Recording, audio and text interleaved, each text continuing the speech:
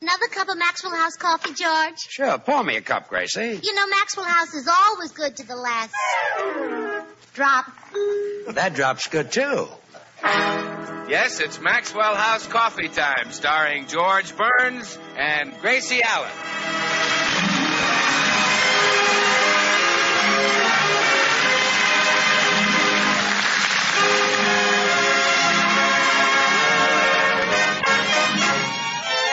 With yours truly, Bill Goodwin, the music of Meredith Wilson and his orchestra, Gail Gordon, and our happy postman, Mel Blanc.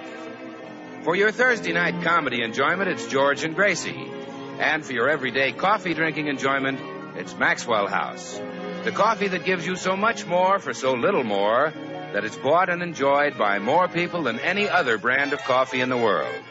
Yes, Maxwell House, expertly blended and radiant roasted for rich, mellow, extra flavor. Maxwell House, the coffee that's always good to the last drop.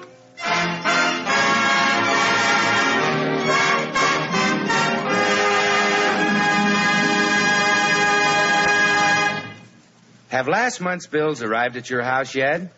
Or does your husband still speak to you?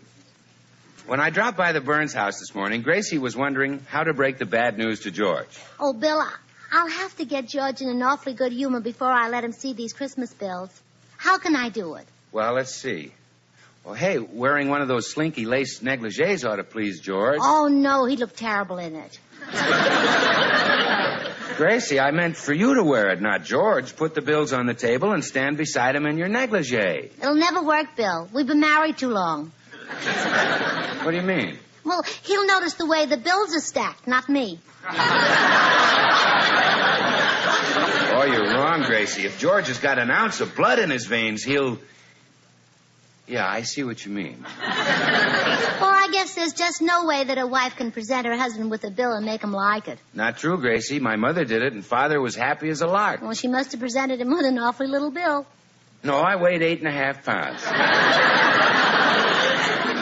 You know the kind of bills I mean. Now, come on, help me think of something. Well, maybe you could put George in a good humor by fixing his favorite food.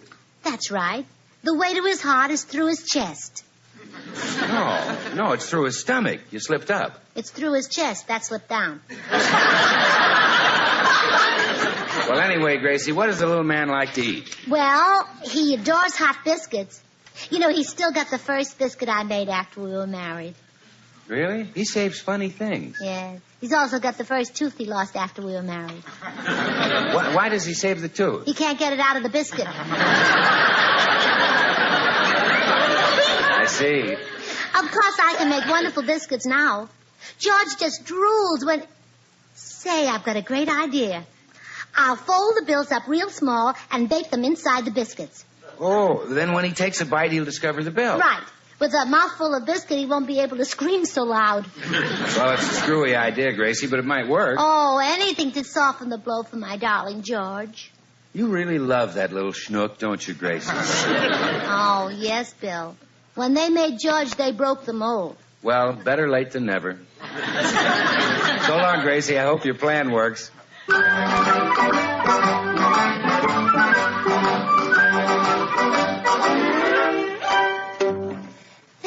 The biscuits are done. Now, let's see. This one has the May Company bill in it. This one has a Saks bill. This one is the Broadway. And this one... Oh, here comes George. I better soften him up with a little flattery before lunch. Hello, Gracie. Oh, Georgie boy, you're home from school. From school? Oh, forgive me, dear. You look so young, I always think of you as going to high school. I don't look like I go to high school. College, maybe. Your handsome face is ageless. Your noble brow, your classic features. They look like they belong on a Greek statue. Gracie. Sometimes I'd swear your head was made of marble. Well, old Marblehead is hungry. Hey, you got biscuits. Yeah, try one. Okay. Boy, that was good. You swallowed the whole thing? Well, yeah. Well, that takes care of the May Company.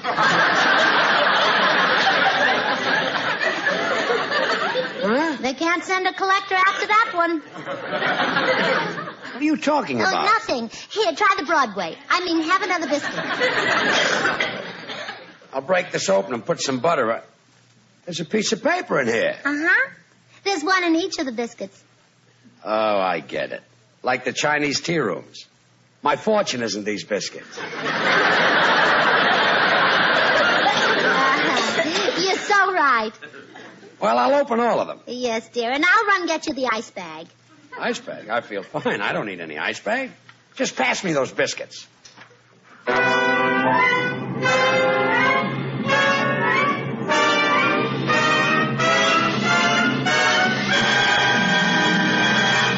How does the ice bag feel, darling? Okay. Here, I buttered some more aspirin for you. You buttered the aspirin? Well, as long as you were eating it like popcorn, I thought I might as well butter it. Gracie, look at that stack of bills. How could you buy that many Christmas presents? Where did you find them? Oh, I just opened up my charge account, and there they were. And you figured I'd You pay paid for all them, of them. yeah. I got the bills are in my mouth. Yes, that paper. Well, you're out of luck. I'm going to stop being the goose that lays the golden eggs. You mean you're going to stop telling jokes on the radio? Never mind. Now listen to me, young lady. I'm going to tell you a thing or two. From now on... Oh, hello, Meredith. Meredith, what would you do if the person you married spent money like a drunken sailor? Well, in the first place, I would never marry a drunken sailor. Meredith. Though at one time I was quite friendly with a sober wave. She picked me up one night at the Palladium. She picked you up? Yes, I fell down while attempting to jitterbug, and she picked me up. Yes. Meredith, I want you to hear... Well, one thing led to another, and before I knew it, that wave had me in the back seat of a taxi. During the war, I was a sucker for a uniform. Oh, Meredith, you didn't even know her. I know, Gracie, but I felt that I should be kind to her. After all, she'd been fighting for me. Look, Meredith. But no sooner were we alone than she became quite amorous. Oh, she wasn't to blame. I was attractive, and she'd been at sea for a long time.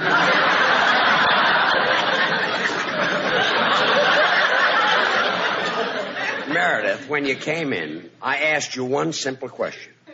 All I want you to do is answer that. Gladly, George. Would you state the question again? What would you do if the person you married spent money like a drunken sailor? Well, in the first place, I would never marry a drunken sailor. Look, Meredith. Though at one time I was quite Meredith. friendly with a... Goodbye. Goodbye, Meredith.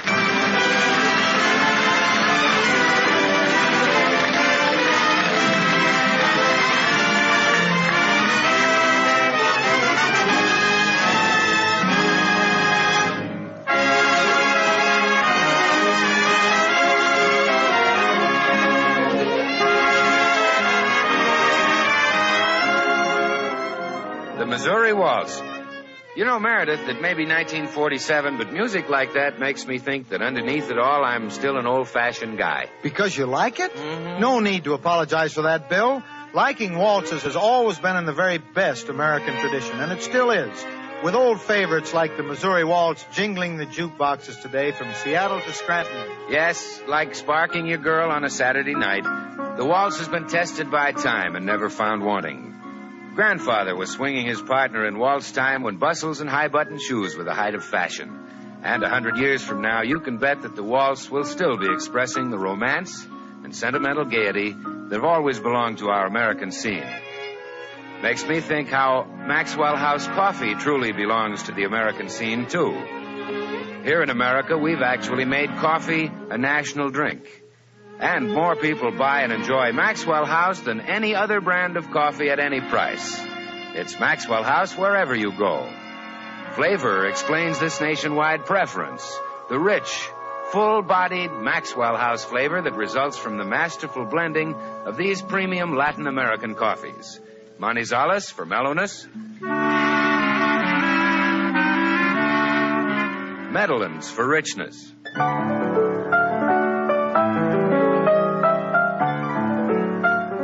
other choice coffees for vigor,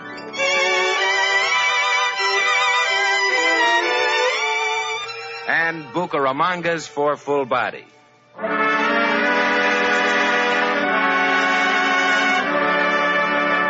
All adding up to great coffee at the peak of flavorful goodness. Friends, why not know the very best in coffee drinking pleasure? You can for just a fraction of a penny more per cup than you'd pay for the cheapest coffee sold. Just make yours Maxwell House. Always good to the last drop.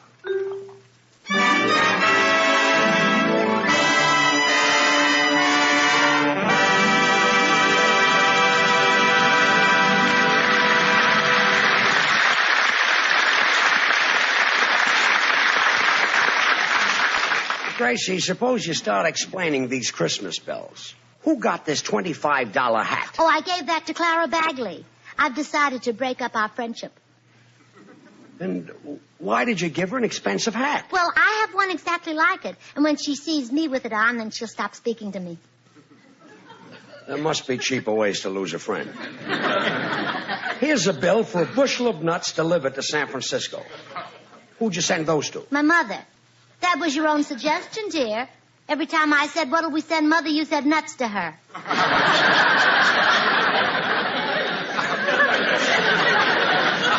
I should give your mother a bushel of nuts. What'd she ever give me? She gave you me. I'm as good as the nuts. You can say that again. I'd rather not. I didn't like the way it sounded. And you got this chromium chair with the plastic seat for who? Oh, my brother Willie. He's building his own house with a GI loan, and he's crazy about antique furniture. A chromium and plastic chair isn't antique. It will be by the time the house is built. How about this necklace? Who got that? My sister Bessie. She needed it to hide her appendicitis scar.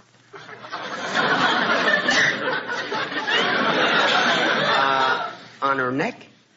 And appendicitis scars on the stomach. I know, but Bessie was so ticklish, they had to operate up. Yes, I see what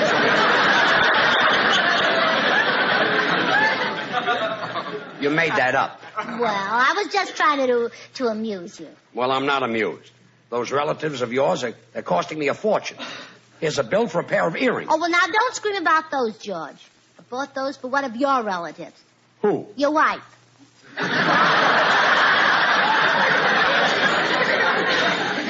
I might have known. What do you expect me to do about these bills? Write out checks for them. Here's the special fountain pen you use for paying bills. Special fountain pen for paying bills? Yes, it writes under protest. Well, I got news for you, kid. I can't pay these bills. Why not? Because there's not enough money in the bank. Oh, don't be silly. It says right on the window of the bank there's over $12 million in there. I mean, there's not enough money in my account. And if you overdraw your account, you can be put in jail. Oh, dear. Well, don't you worry. I'll figure out some way to settle those bills. Well,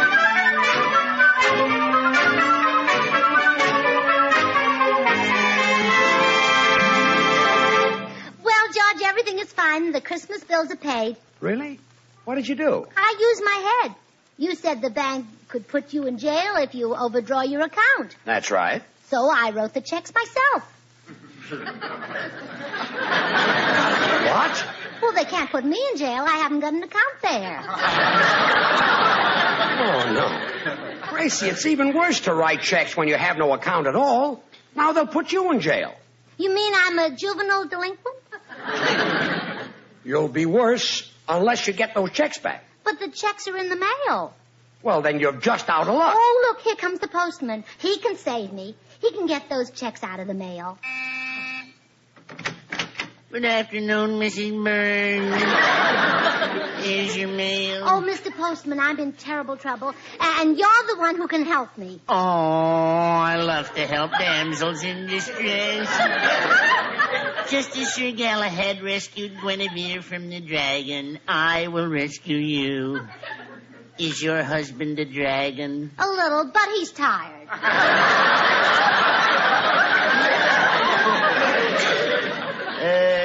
Yes. How can I help you, Mrs. Burns? Well, by mistake, I put some bad checks in the mail, and I want you to get them for me. Oh, I dare not tamper with the mail. But, Mr. Postman, if I don't get those checks back, I'll go to jail. What if your wife were in a spot like this? You wouldn't let her go to jail? You say such humorous things, Mrs. Burns. Oh, please, can't you think of some way I can get those checks? Your only chance is to stop them when they come through the bank. Oh, well, do you know anyone who works at the bank? Not now. My wife Bertha worked in the escrow department when I married her. Now I guess they just call it the S department. Why? I took away the crow. Mr. Postman, that gives me an idea. I'll go down and get a job at the bank myself. And then I can grab those checks when they come through. Well, good luck, Mrs. Burns. And remember, keep smiling.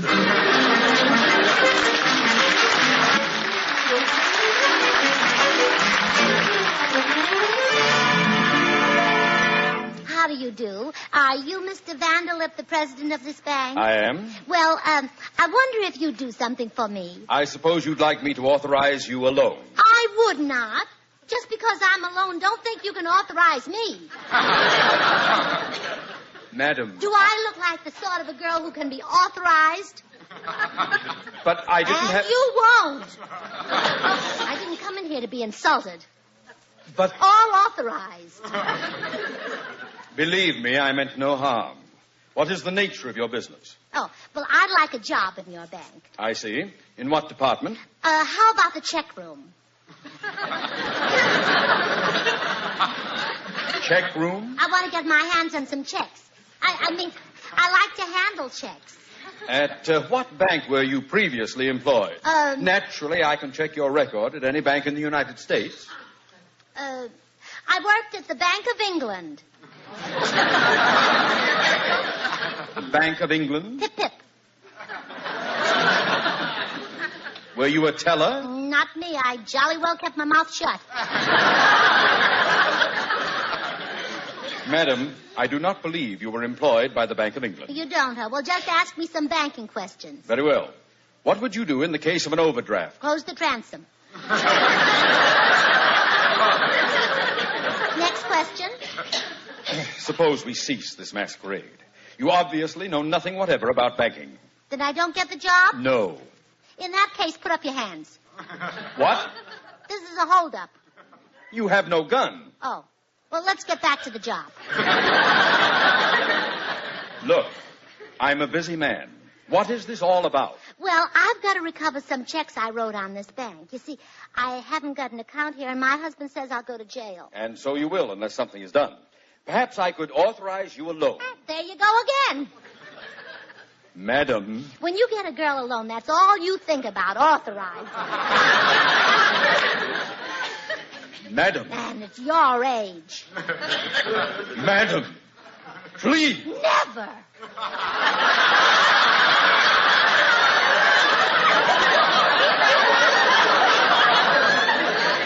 I'd rather go to jail.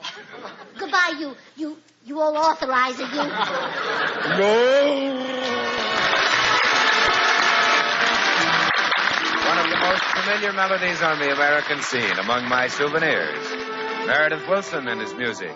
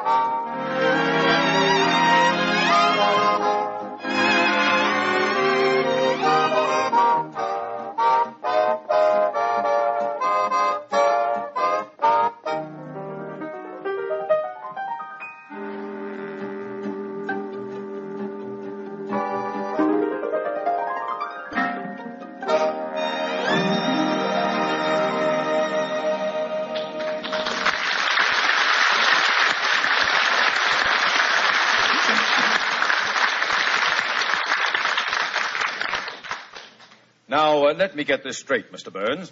You want to take all the money out of your bank account and open one for your wife. Yes. Then those checks she wrote were clear. That is, if you'll lend me $100 to go with it. Oh, glad to lend you $100. How about collateral? Why, Mr. Vanderlip, I've never needed collateral. I've gotten where I am today on my face. I believe you. Shows considerable wear and tear. Well, all I need is $100. I'll pay it back right away. Why, a man like me can make $100 in no time. I'm sorry, Mr. Burns. Oh, Mr. Vanderlip. Yes, Mr. Goodwin. Oh, hello, Bill. Yes. Say, Bill, tell Mr. Vanderlip how quick I can make $100. Oh, no time at all, Mr. Vanderlip. His next birthday ought to do it. Oh, fine. Mr. Vanderlip, I'm about to make a withdrawal from my safe deposit box. May I have the usual 3 armed guards? Of course, Mr. Goodwin. Gee, Bill, you must have a fortune in that box. Oh, I have. Could you lend me a little? Oh, sure, George. All you want. All right, guards, put the box down right here. Boy. I'll open it.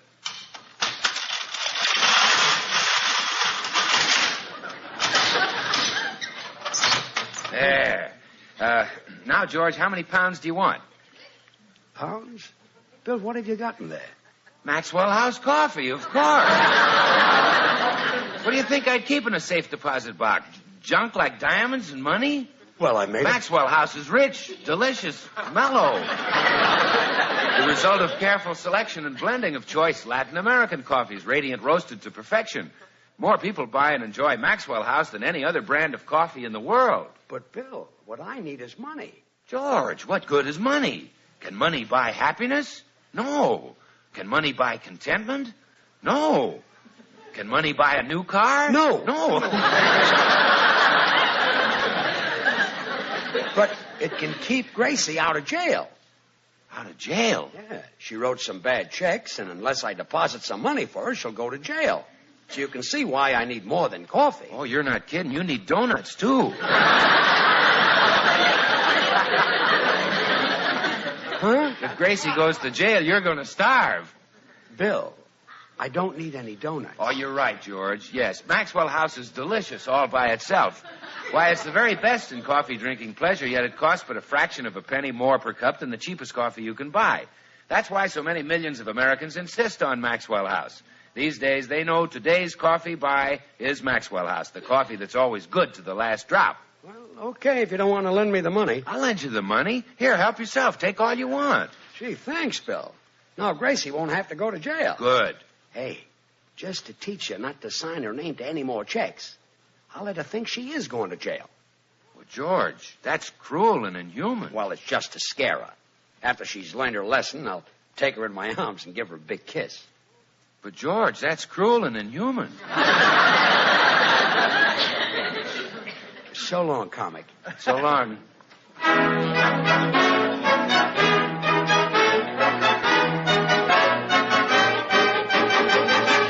So that's it, Gracie.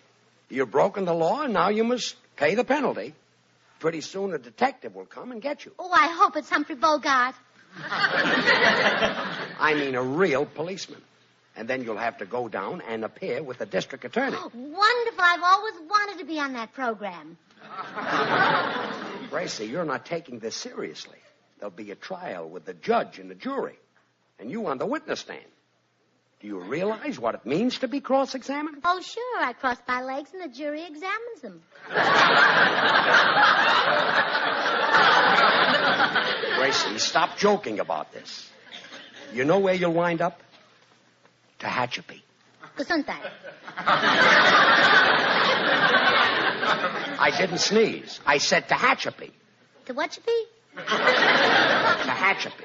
That's where women go who make mistakes. Oh, I thought they went to Reno. Gracie, Tehachapi is a woman's prison. And take it from me, that's where you're headed. Are you serious, George? Am I really going to prison? You bet. When you commit a crime, they send you up the river. Oh, but it was such a small crime. Couldn't they just send me up the creek? No. Well, how long will they keep me there, George? About 30 years. 30 years? My goodness, when I get out, I'll be in my 40s. Yeah, easily. Well, you'll come see me on Visitor's Day, won't you? Every Thursday. Oh, well, I'll look forward to those moments. I'll put my hands through the bars and run my fingers through your hair. Yeah. Let it grow long and hide a file in it. Nothing doing. You'll stay there. And I hope it teaches you never to sign your name to another check as long as you live. Oh, it will, George. 30 years in prison. Yep. To Tehachapi. Gesundheit. Oh, that's where I'm going. Well, there are a few last things I want to do before they take me away. Wait here for me, sweetheart. Okay. Poor kid. I'm really teaching her a lesson.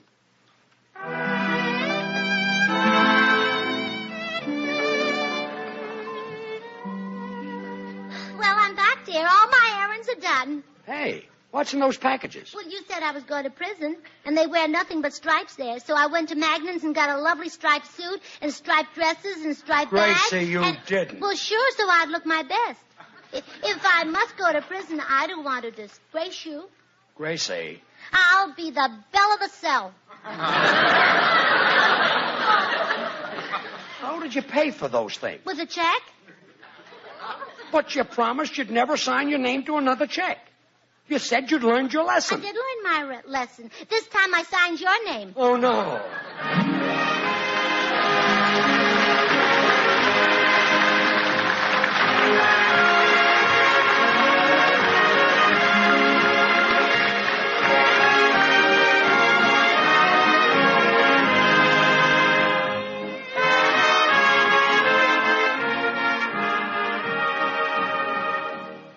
Join us again next week when we'll all be back.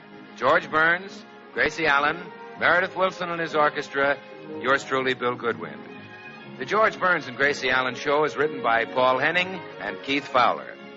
Until next Thursday, good night and good luck from the makers of Maxwell House, America's #1 preferred brand of coffee. Always good to the last drop. Well, Gracie, now you've really done it. Signing my name was forgery. Is that bad? You're just heading in one direction, kid. To Tehachapi. Gesundheit. Gesundheit, I knew that. Good night, everybody.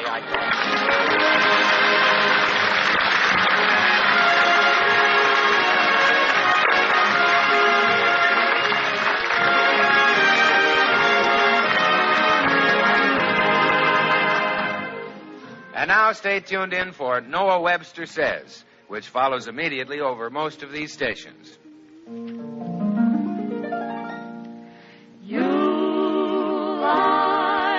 Log cabin syrup for that old-time flavor. For log cabin syrup does your pancakes a favor. A delicate blend of maple and cane. Serve it once, you'll want it again and again. You bet you will. What a wonderful breakfast thrill is log cabin syrup in the morning. Yes, Log Cabin is America's most popular maple blended syrup. With Sugar Short, the supply is limited, but you'll never get it if you never ask for it. Log cabin syrup in the morning.